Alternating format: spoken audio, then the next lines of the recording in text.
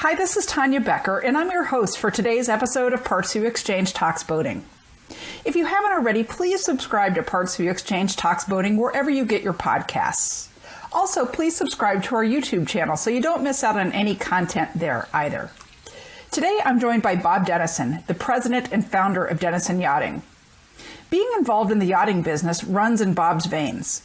Bob's grandfather, Frank Denison, and father, Kit Denison, founded Broward Marine and Denison Marine, respectively. Playing roles in these family businesses allowed Bob to experience every angle of the yachting business, from working as a laborer in the yard to spending a weekend on a mega yacht. Today, Denison Yachting provides yacht brokerage and yacht charter services.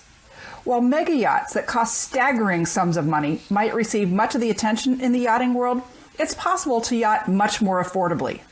So Bob and I are going to talk about ways to yacht on a budget. Thanks so much for being here, Bob. Hey, Tanya, how are you? I'm great. It's going to be fun. I've been looking forward to this conversation all week. Me too.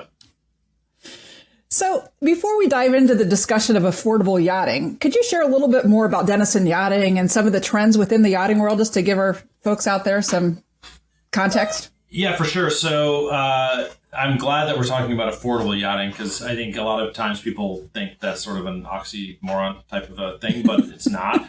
And a little bit about Denison Yachting. We are a company with we have 22 locations up and down the eastern and western seaboards of the U.S. and an office that we just opened up in Monaco.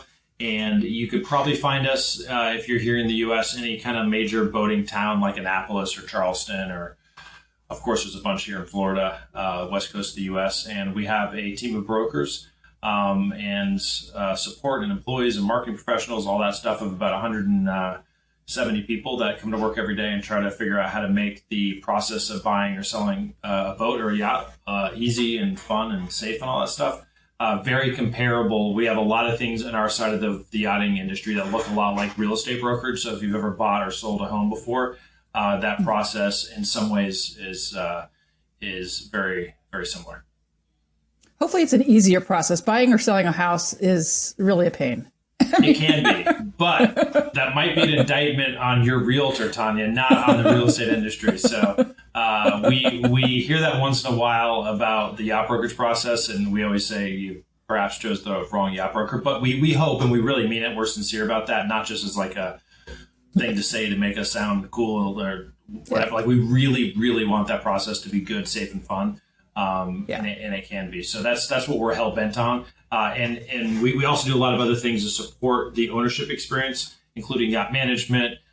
We do maintenance. Of course, we do things like yacht charter. So anything and everything sort of attached to the yachting experience, we hope to help a client along that journey. Yeah, exactly. Let's talk about mega yachts for a second, because the concept of a mega yacht, it literally blows my mind. I've done pretty well in life. I count my blessings, but this is a level of wealth I cannot even comprehend. So, is the mega yacht, kind of just the number of these boats out there increasing? I mean, what's going on with them? Yeah, it's definitely the number of yachts, or as you say, mega yachts, and some people would say super yachts, that exist or floating on the water right now are climbing in terms of inventory and in terms of just boats that are out there. And that reflects not just a healthy segment of our population that's wealthy and can afford it, but also that thanks to things like advancements in technology, whereas before, just because you could afford it, perhaps you didn't want to, maybe you got seasick, and things like stabilization have now made boating and yachting a thing to do where you're concerned a lot less with things like seasickness. It's a really good, healthy portion of the boating industry. And while sometimes you look, especially if you look at these big, giant super yachts, it's sort of this, oh my gosh, how does that even happen? What do people do? And to your point, it's like this unattainable kind of thing. And in some ways it is. I mean, I look at some of these yachts sometimes and say, how that's impossible. That's incredible. It's not just the cost of the yacht, but the ongoing operation of it and the crew. And a lot of times people can look on and say that's incredible. What do people actually do? And really, when you look at our clients and the people that are enjoying the bigger boats, they use their yachts much like anybody else would use their boat or watercraft. A huge amount of families, and as salacious and fun as like the TMZ thing is, where you see Jay-Z or Leonardo DiCaprio on the back of the yacht in the Med.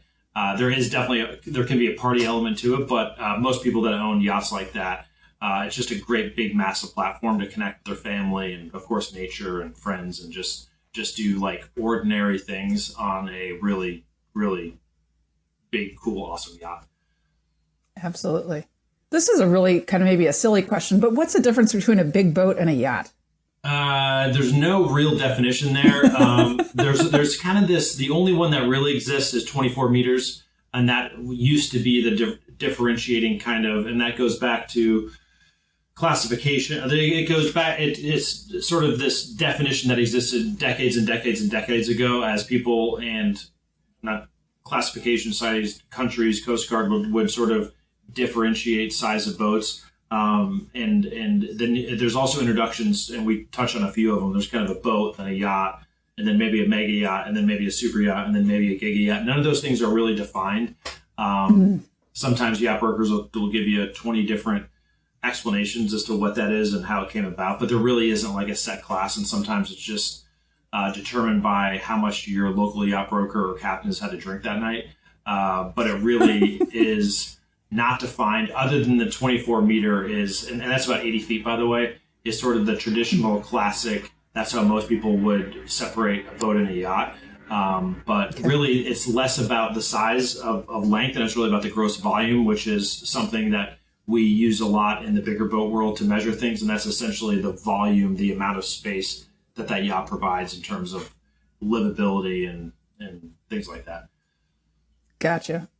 So as you said, the phrase affordable yachting seems like an oxymoron. I mean, how can yachting be affordable? But I was surprised to learn as I started talking with your folks and, had the idea for this episode. I mean, it is possible to find used yachts for under $200,000, $300,000 or so. I mean, is this true?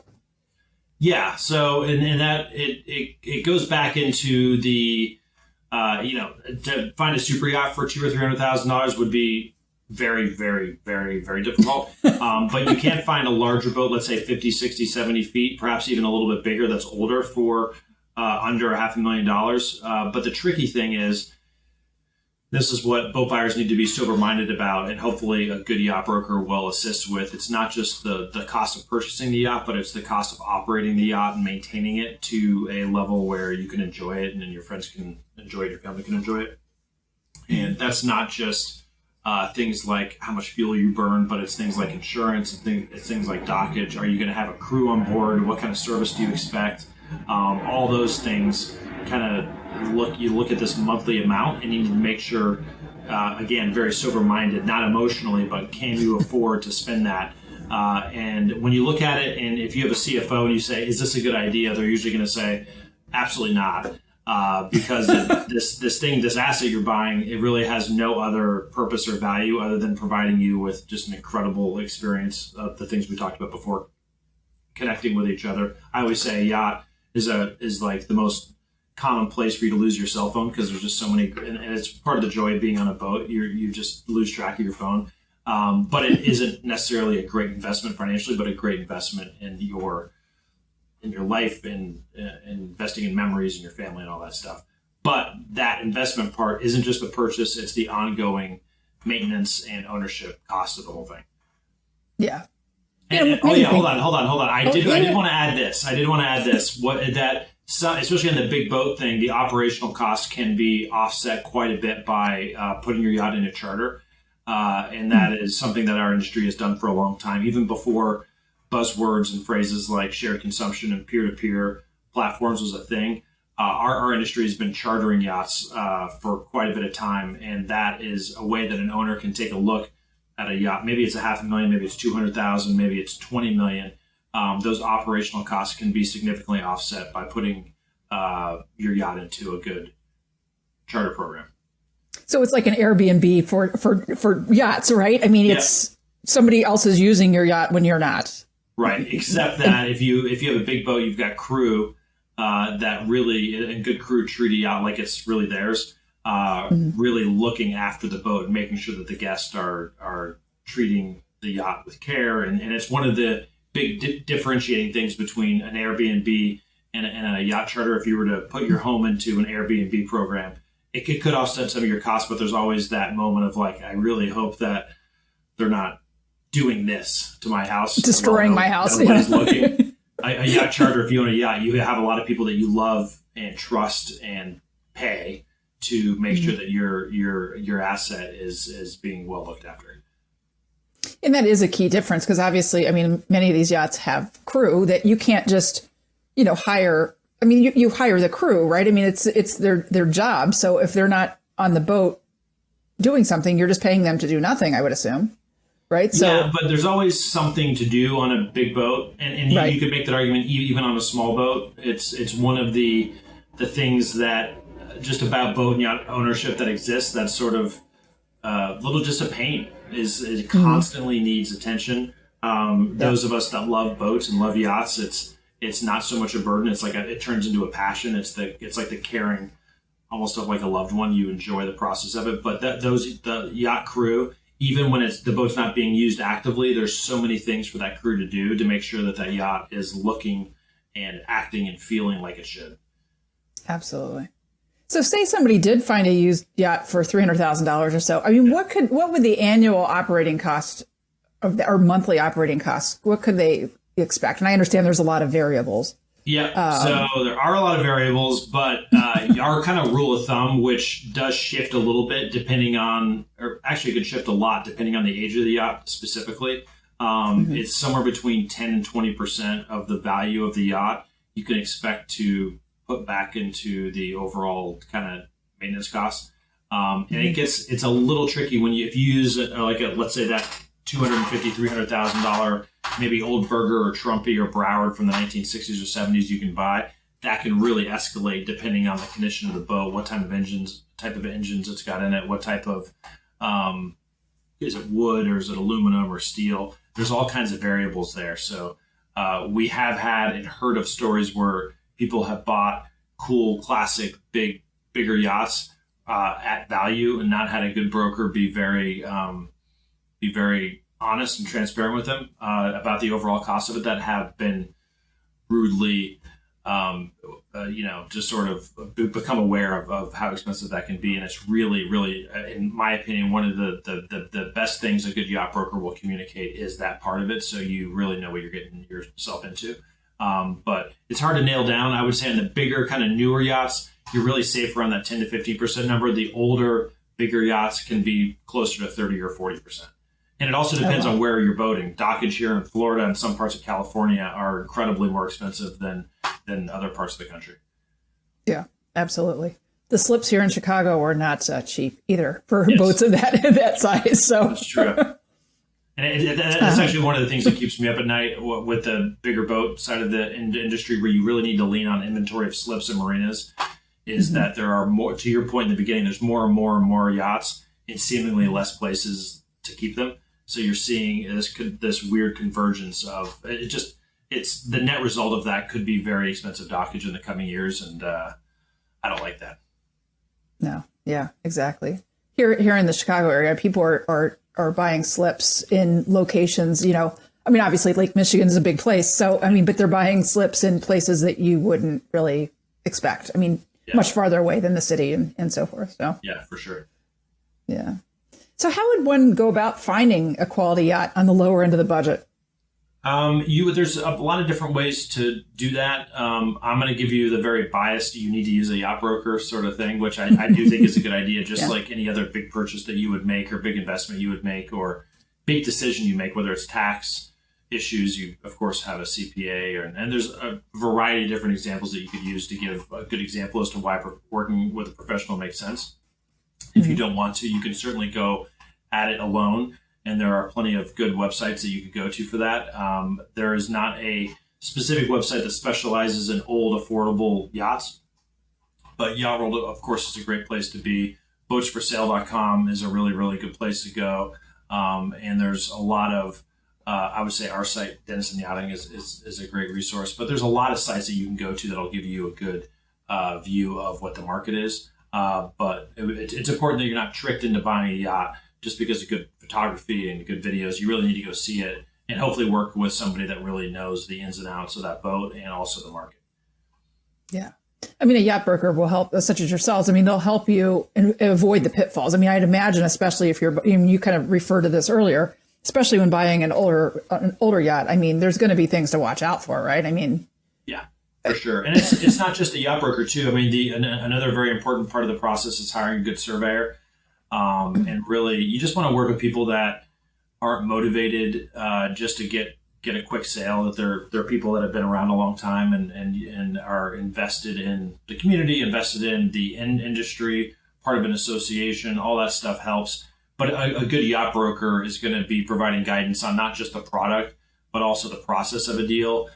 Does it make sense to register your yacht offshore? What about flagging issues? Does it make sense to get this type of insurance or financing? What about documentation? And just a process. When does a deposit come in? Where does the survey take place? Who pays for the sea trial? All those kind of like process parts of it. A good yacht broker will not only be able to walk a client through that, but really provide sort of the nuances and give confidence to a client walking through that process. And the other part of it's just the people. I mentioned surveyors, but good brokers are going to have a good list of people that they know to be reputable and people that in our industry, sometimes it's hard just to get people to show up, but will show up and treat you fairly.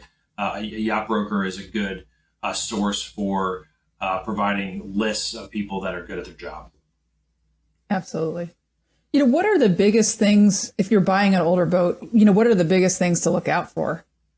I would say really the systems. It's like the boring stuff. A lot of times people can get seduced by an older yacht because she's got a pretty paint job or her teak is in like really awesome condition. It just looks like perfect, but it's really just the boring stuff, like getting into the bilge, making sure that the electrical systems are good. Things like plumbing are incredibly important. Of course, the engine room. There's so many parts of it that are critical to just daily use. For me, I mean, a big one is, and I just said a second ago, is plumbing, and it's just making sure that when you go to turn on a faucet or use the head, that things are working as they should be. Nothing disrupts a happy time on the water than a head that's not working.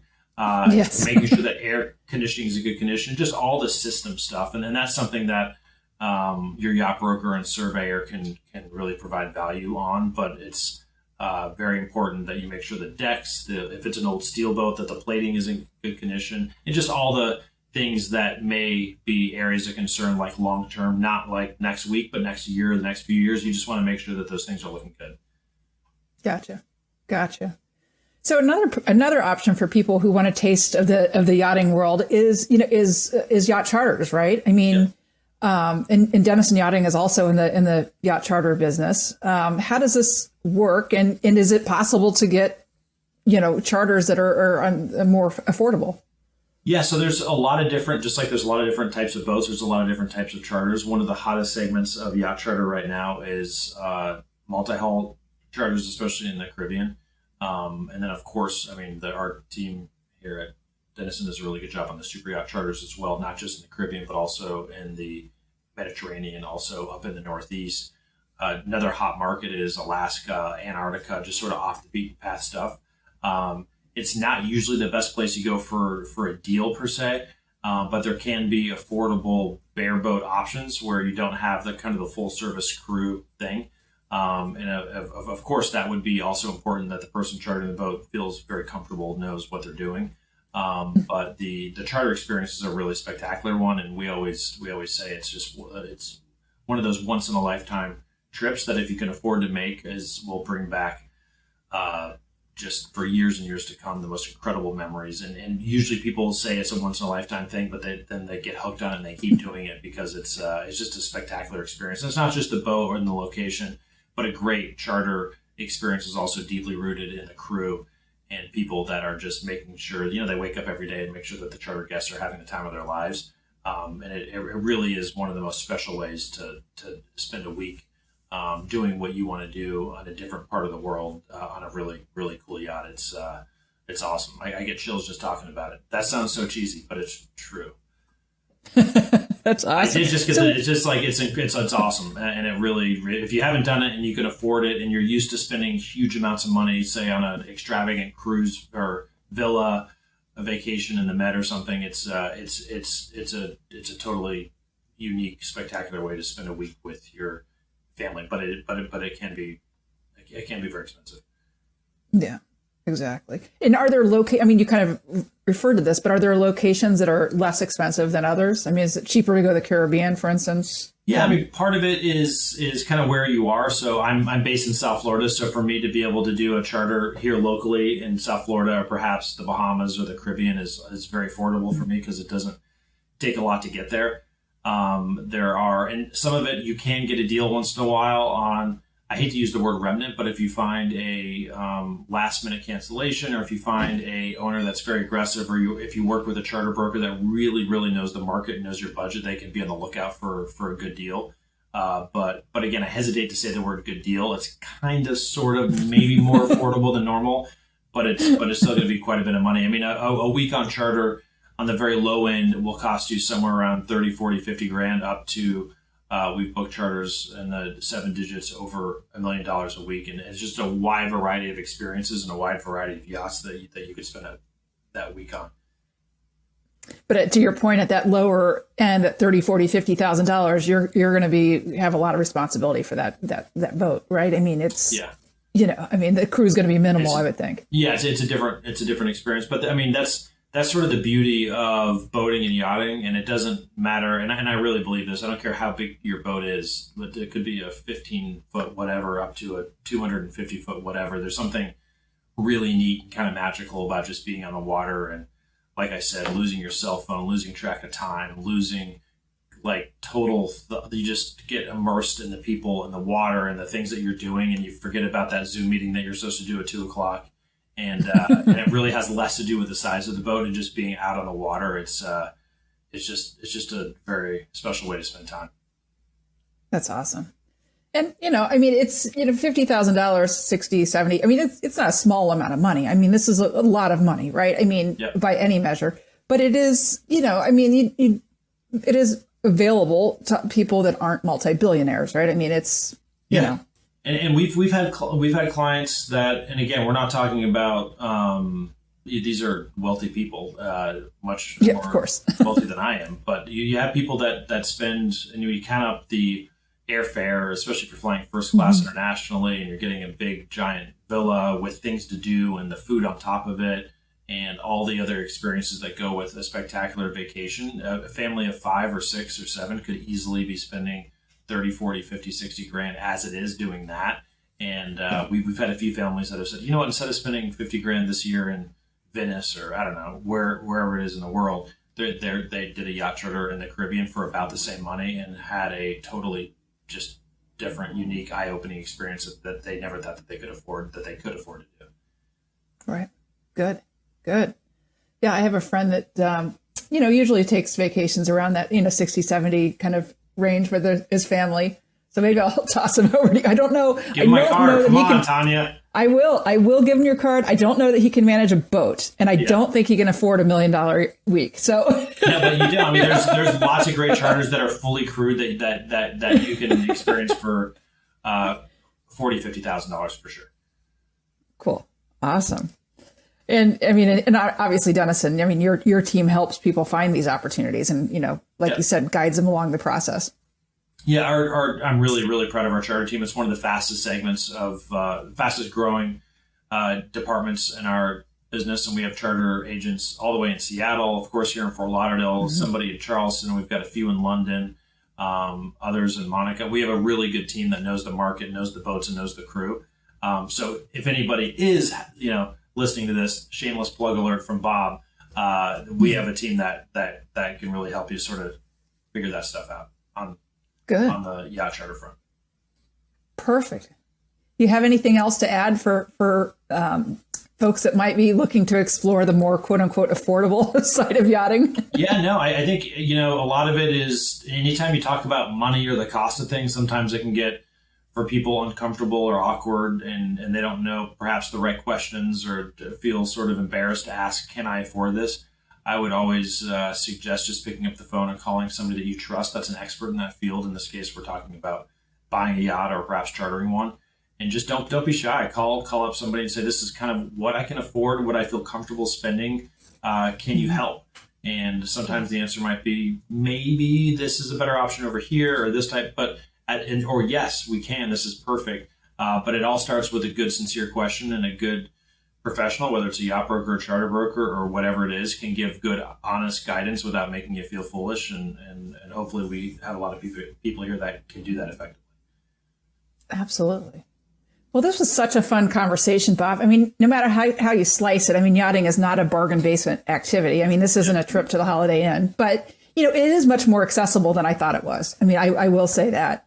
For our listeners out there who want to explore purchasing a used yacht, or a used yacht, or used lot, maybe that would be a different guy you call, or explore, yacht charter opportunities, visit Denison Yachting at denisonyachtSales.com, or give them a call at 954-763-3971.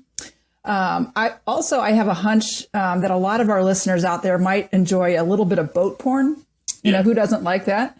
Check out Denison Yachting's YouTube channel for yacht walkthroughs, including a lot of super and mega yachts. They're pretty astounding. I've included the links to both Denison Yachting's website and YouTube channel in the show notes, so check that out. And Bob, maybe one of our listeners is in the market to buy a new mega yacht. So I certainly am not going to count that out, and give Bob a call if that's the case. I'm sure you'd love to hear from them. We would love that. And there's a lot of really cool boat shows coming up this fall and winter. So we hope to see you guys out there. Yachting is a fun thing, and we just love seeing old clients and meeting your friends out on the docks at these boat shows. So we would really love to connect with you guys there. Cool. Thanks so much for joining me, Bob. It was such a fun conversation. Thank you, Tanya. It was awesome. Appreciate it. Thanks for tuning in to this episode of the PartsVu Xchange Talks Boating podcast. Are you in a dock war with your boating neighbor for the cleanest boat? Check out our marine soaps, polishes, waxes, and more at PartsVu.com. And for free shipping, use the coupon code PVTalksShine, a special perk for our podcast listeners. Follow us on Facebook and Instagram for boating knowledge, to keep in touch with the PartsVu community, and for special sales and promotions. Don't forget to subscribe, rate, and review this podcast, and check out the show notes for the coupon code just mentioned, more information about PartsVu and the products we offer, as well as our boating blog, the PartsVu Exchange. And a big thanks to Mind for performing the original music featured within this podcast.